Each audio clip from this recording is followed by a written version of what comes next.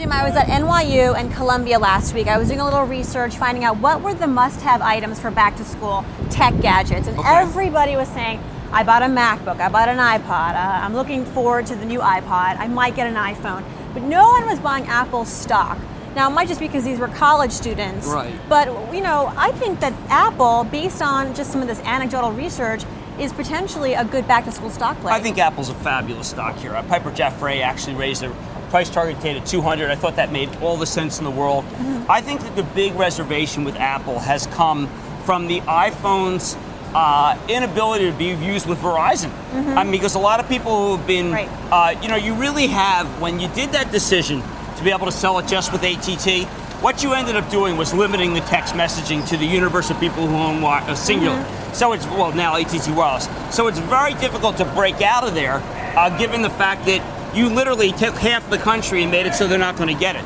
Now, that said, I think that the big news for Apple will be the desktop, where the desktop's doing well. Yeah. I mean, I also think that the iPod still has tremendous cachet.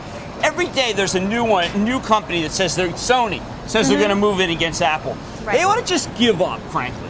People have to give up against Apple.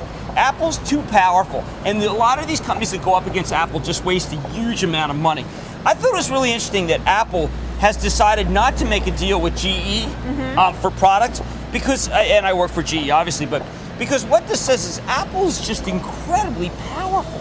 So I think that power will translate into higher multiple. Please remember, Apple guided very, very low for the next quarter. Traditionally, they do that. That's right, but traditionally it works. The stock will run up as people realize that the quarter is going to be better than expected, and then by the time that it gets to where it is, the stock will be appreciably higher, and then it'll sell off. So should a college should be investing in Apple? I think it's a great opportunity to buy Apple.